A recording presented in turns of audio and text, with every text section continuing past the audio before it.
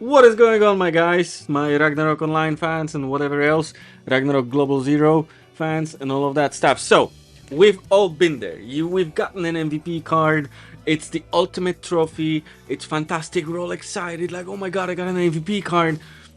But then it turns out to be a flop, or it turns out to be freaking amazing, right? So it's a little bit of a sad feeling when you realize the MVP card you got was crap and not really useful.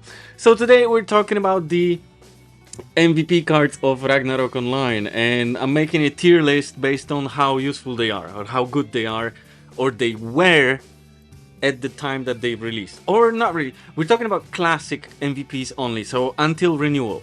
So I will be talking about them in the context of the classic period before renewal, the pre-renewal environments, and maybe a little bit of early renewal, because I've used a lot of these cards, but some of them I've used only in renewal because I haven't had the luck of getting them in pre-re. All right, let's get to it, shall we? Jesus. Yeah. Number one, easy clap, right? Thanatos Phantom, or rather Memory of Thanatos. We have a lot of cards to go through, so I'm just gonna slap it into S tier. It's a fantastic card, everybody knows it, it's super great. Unfortunately, it's super hard to get in classic game, so that would technically would have to bump it down to A, but we're not gonna go that deep into it. Thanatos straight up S tier. I mean, it's just your damage goes through the roof when you have that. And Phaethon Krofen, I don't know how to pronounce this card. This is the second to last boss of Endless Tower. Gives you a flat 100 magic attack, which is great. It's a lot of magic attack for a pre-renewal setting, especially when it comes to armor cards, because you don't have a lot of damage armor cards in pre-re. And this gives it a place in A tier, in my opinion. By the way, if you disagree with something, let me know in the comments what was your favorite MVP card. I'm gonna say my favorite MVP card of all time is the Hati card. I'm just saying. Next up, Tao Gonka, S tier, obviously. I mean, it's such a good card. It needs no explanation, right? It's straight up S tier. It just gives you so much HP, so much survivability. It's a great card. High Priest Magaleta. It gives you a chance to autocast Assumptio on receiving damage. And something else. I think magic defense or something. I've used it. It's a C tier card. It's very situational. I'm gonna also keep in mind how often do you keep the card on yourself. As in, if you have the card and you use it only once and then you replace it with something else during the battle or during your adventures, then it's gonna be a minus.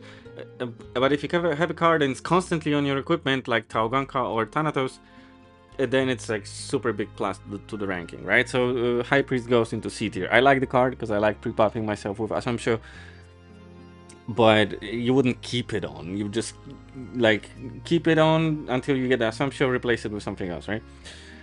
Orc Hero, when it released ability to kind of to mitigate stun when you didn't have max vit was great. So this is an A tier card for classic environments, in my opinion at least.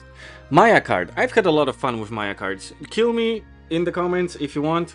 I've had a lot of fun with Maya card. I used to go to Biolabs free and have the wizards, the Catrines, kill themselves when I had a Maya card on, but that was in renewal. So I'm gonna place Maya card in D because there's no other use for it. I don't see any other use for it. It was supposed to be a PvP card, but it just kind of never got there. Orc Lord card reflects 30% damage, physical damage that you get. It's an armor card. That goes C tier. It's fun when somebody's messing with you, like an assassin's trying to sonic blow you, or you get a G-fist on your face, but that's about it. Golden Feedback, probably the most broken card in the game ever. It goes right above Thanatos, S tier. No comments needed. It's such a broken card, one of the very first MVP cards ever released, and probably the most broken card up until recently. So broken that private servers had to figure things out how to make it a little bit less broken in the private environment. All right, Edgar card. Edgar card is a B tier card. It gives you 25% penalty to your health pool and endure effect permanently. It's great, but you wouldn't keep it on all the time, right? You would keep it situationally, which makes it very useful for like Thor Volcano. I used to use it for Thor Volcano when I would kill Bull Guardians, for example. But that's really it. Osiris D tier card. I feel like they kind of had an idea with Osiris, but it never really went there. Amon-Ra, A tier. I mean, it gives you Kyrie Elation on hit per chance per hit, and it gives you all stats +1. That all stats +1 is fantastic on classic environments. That at least that's my opinion. Frioni, B tier card. I'm gonna go above Edgar. I've used Frioni a lot of times, and this is one of the cards that when you slap it on, your entire build relies on you having that Frioni card in that weapon. So it's really good. Dracula, probably one of the more amazing cards ever made. Dracula card is like, it leeches SP as you're attacking monsters. It's fantastic. A tier straight up in my opinion. So powerful, so underrated. If you've had Dracula card ever in the past and you've used it, you know. If you've never had it, your loss. Doppelganger, C tier at best. I never liked the card. It takes up a damage slot to increase your attack speed, which technically increases your damage output, but no, there weren't really that many good attack speed builds, to be honest. Like, let's be honest. So yeah. Mistress. Mistress, very situational card. It goes also in the C tier in my opinion. It's a great card if you manage to find it, and yeah, just if you're a priest, your priest friends will be happy to use it, because at the time when it released there were no gym tickets, so you couldn't increase your weight limit as a priest or a mage, right? So you would just, if you had that mistress card and you wouldn't have to carry the gemstones, that was great, but there really isn't a lot more use for it. And it makes it makes maybe Hocus Pocus and Land Protector be a little bit cheaper, but that's about it. Moonlight Flower, B tier card. It's fun. It's nice to have a Moonlight Flower card. It doesn't help you with battle. It makes you move faster, but it doesn't help you with like your combat. It's B tier at best, right? It's nice, very nice to be able to move faster, but I can use a freaking Pekka headband for it, right? Then I just can switch gear. So maybe even C tier, to be honest. Like, I remember back in the day there was a lot of hype for Mooney cards, but just being able to walk faster doesn't make you kill monsters faster or be a little bit more tanky. So quite honestly, Moonlight card, if I had it right now, I would only put it in like some garbage shoes, just so I can have them on like a hotkey, so I can switch in between the shoes that I'm using for battle and for moving, right? That's about it. Lady Tani, next up. Above Doppelganger for sure, and Orc Lord. Above Magaleta. Yeah, that's about it. C tier. The only reason I see for using Lady Tani is if you're building an Asura champion. I mean, Ragnarok Online has a lot of builds, and this card works only for one. So yeah, that's kind of shit. Baphomet. Baphomet is a fantastic card. I love Baphomet. I'm gonna go between Frioni and Edgar. Baphomet, I've seen Baphomet used by so many characters. I've seen Baphomet on Lord Knights, on Paladins, on Blacksmiths, on Assassins. It's such a great card. When you have it, your build goes like from being really cool to like mega cool. It's a fun card. If you have it, I suggest playing around with it. It's great. Pharaoh. Pharaoh, when it was released, it was okay, but it got better in renewal for sure. But we're talking about the classic time, so I'm just gonna place it like above Margaret, above Lady Tani, because 30% less SP is great. But there are better headgear choices in my opinion. Drake card, straight up A tier. Drake card is A tier. I'm not gonna discuss with you guys the Drake card. Stormy Knight, D tier. It looks like a good card, but it's not. The only reason I would use an MVP card like this was on private servers when I would play a Paladin with Martyr's Reckoning and I wanted to freeze someone that had a Ghost Ring card and then one-shot them, right? But that's really it. But I could do the same with having 4 Marina cards in a weapon instead of an MVP card. The autocast of Stormgust is absolutely atrocious. If it, by some miracle, if it procs, it just pushes monsters away from you. It's stupid. It freezes them, so it's useless on like reflecting builds because you're increasing the time the monsters are alive. It's stupid. I don't like it. Boitata and C tier. It's a bad attempt at replicating Gloom Under Night. It increases damage to fires, insects, and fish, I think. Fire and earth, I think. But that's really about it. Unfortunately, there aren't many monsters that would be covered by this card, which is the reason why it goes so deep into C tier. Like I have this card, I've never used it. It's shit. Lord of Death, PvP card only, really. But when you have it, it's just so good. I swear, it goes straight up into A tier. It's so fun to have an LOD card if you've never had it. Just, I don't know, make yourself a locally hosted private server on your own, on your computer. Give yourself an LOD card and just like try it out. It's so much fun. And imagine this being your opponents. I remember myself using a hunter with LOD cards, like an auto attacking hunter with 190 attack speed. It was so so stupid, so silly. I swear, it was so good. Dark Lord card, B tier. I like autocast, and the bonus with Dark Illusion is great for both for casting time. It's also nice, and for the increased HP SP, very good. But it requires number one, the MVP card, which is extremely rare, and then another rare card, which is Dark Illusion.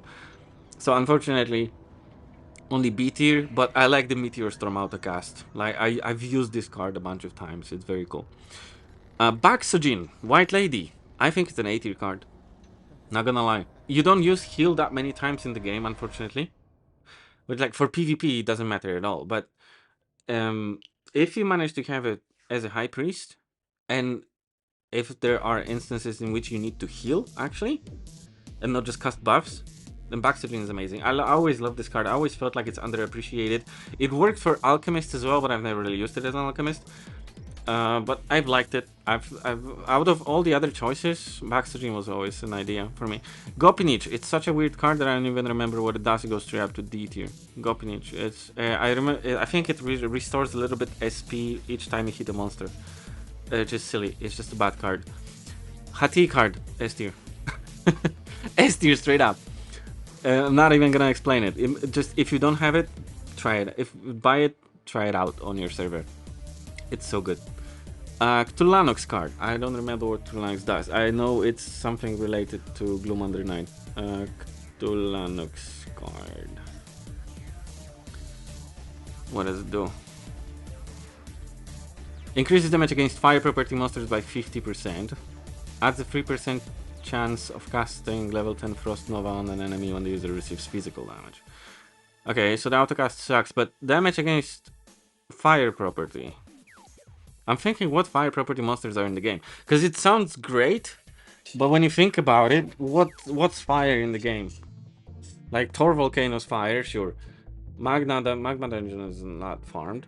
There aren't very many bosses that are fire. So yeah, I don't know.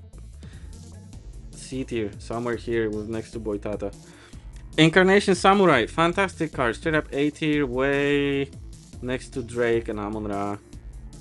Fantastic card. I mean, the defense bypass is great, the thematic feel of it. If you guys don't know the history of Incarnation Samurai, I do have a story on my channel about him and about Amatsu. It's great. It just embodies the samurai and the bloodlust of the cursed samurai so well. Like, it drains your HP. Wow, so good. Such a cool card. RSX card. It gives you VIT plus 3 and prevents you from being knocked back, and it's an armor card. It would be an A tier if it was a headgear card. It's gonna be a C tier, like a last C tier, because it's an armor card. You don't go around wearing anti-knockback. I mean, that's really about it. Unless you're farming Thor Volcano, maybe. But that's really about it. Evil Snake Lord B.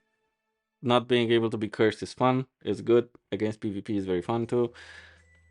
And int plus 3 on a headgear was always nice.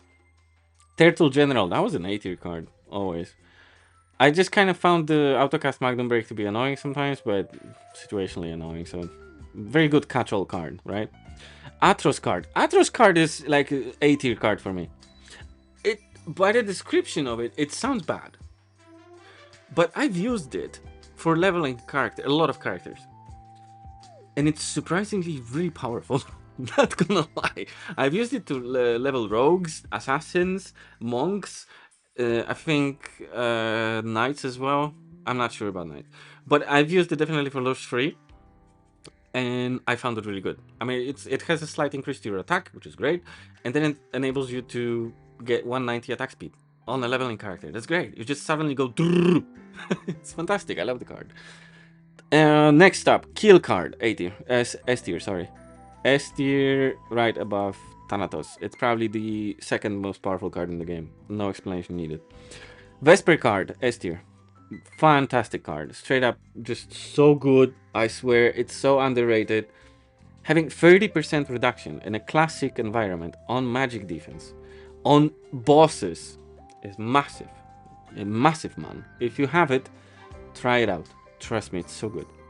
Detail card. Straight up PvP card. I've never really used it or seen it used outside of PvP. It's these for useless cards. I'm just gonna place it in C. Right? That's maybe a bit above these guys. Above this, above Doppelganger for sure. Somewhere here. Castellan Protector, which is cool for War of Imperium, and that's about it. Falling Bishop, another PvP oriented card.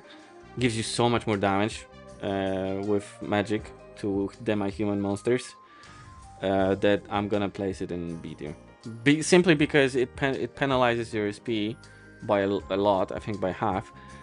And then it increases your damage to demi-human monsters by so much. But that's about it. There aren't any demi-human monsters that you're gonna want to use that on. I mean, you're not gonna take that to Biolabs. There are also demons that are gonna fuck you up. Maybe. I don't know. But it's just so limited in PvE. It's kind of crazy. I don't like this card that much. I've used it. It's fun. If you have like a professor that double bolts, you just one-shot people in War of Imperium. But that's about it. Gloom Under Night, S tier. S tier card, probably here, above Taoganka. Like, if I had to choose, if I was a physical class and I had a Gloom and a Tau, I would use a Gloom. Especially in early renewal days. Because when it came out, there were demon bosses, a lot of demon bosses, right? So that made it very cool. But also it was used for Valkyries, because it just kind of broke Valkyries, right? But more so in early renewal too, when you suddenly started getting instances that would almost all of them feature demons or shadow monsters, which just kind of made Gloom so freaking good. Gloom is a fantastic card. I love it. I always loved it. If you're, unfortunately, it works only for physical classes, but maybe fortunately, yeah. Bio 2 Egnigem Senya. It's a D card. It's a better Verit card with additional. It's like you're having Verit card increased by 3% and the Swordman skill increase HP recovery, right? But that's about it. Sorry, something popped up on my phone. Right, the Randgris card. Great card, unfortunately only for PvP. You're not gonna be dispelling monsters. It goes into B. No, it goes into. No, it goes into B. I see a lot more use for Randgris than for High Priest or Lady Tiny. Overall, as in for all characters and all of that, in terms of... well, I've explained it at the beginning, right? Ifrit. I like Ifrit card. It's a fun card. It goes into C tier, right next to Magaleta. I've used it. It's fantastic. I think it's one of the coolest cards ever made. It goes into an accessory, so it doesn't really occupy any super important slot, and it makes your like autocast reflect builds kind of more fun. It's cool. It's one of those cards that when you have it, you realize, hey, this is actually very fun to use. So yeah, I definitely recommend you trying it out. All right, Beelzebub. Renewal Beelzebub card is kind of bad because it only works on variable cast time. But pre-renewal Beelzebub, I've never used it. And I don't know about it. But just judging by pre-renewal standards, I'm gonna bump it to A tier, somewhere around Lord of Death. And now the remaining bio-free cards. Lord Knight Siren. I know what you guys are gonna say. Oh, Lord Knight Siren, the most broken card in ever, blah blah blah. It's so good. Yeah, but for which class really? How good is it to have Berserk on every class? Not really good. The only freaking Berserk that I can see being... And it gives you a huge freaking penalty to HP. Don't forget about that. You don't want to wear this card all the time. You just put it on, cast Berserk, and that's it. You have to have another headgear. So... Yeah, the only time I can see it is if you're an assassin or a blacksmith, right? And those have to be built specifically for auto attacking. Otherwise, berserking doesn't make sense. Or if you want to be like a super tank or something, I don't know. It's just if you're not a monk, but then you can be a monk and be a better tank than being any other class with berserk on. So I don't know. It's a good card. Let's not lie to ourselves. It's a good card. It goes into A tier for sure. Before Dracula, I think Dracula is better. But it's not an S tier card, not in my opinion. You guys can crucify me in the comments if you like. Assassin Cross Enemies. It's a D tier card. I've had it. It feels like you're gonna use it and you never do. It's such a... It's such a weird card. It really feels like you're gonna use it, you never do. I think it's a garment card, right? If I remember correctly. You get your level 3 cloaking. It maybe have a situational use in War of Imperium. But that's really about it. And garment slots are occupied by other very good cards, like damage reduction cards. I don't know. I've never really used it. Whitesmith, good card. If you want to break people's items, good card. It goes into B tier. Another great PvP card. Sniper card. So this is the Dracula of health bars.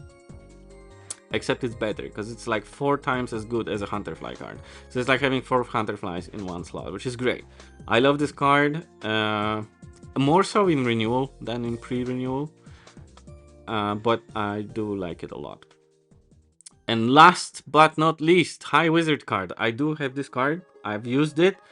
And this is the Incarnation Samurai for magic users. Unfortunately, it increases your cast time by 100%. Variable cast time by 100% in renewal at least. So that's pretty heavy. But if you can manage this, then High Wizard Catherine just goes A tier for sure. That's my opinion. It's a great card. It's not nearly as good as Incarnation Samurai. I mean, both Incarnation and Catherine do not work on bosses. They only work on normal monsters. But Catherine has a way worse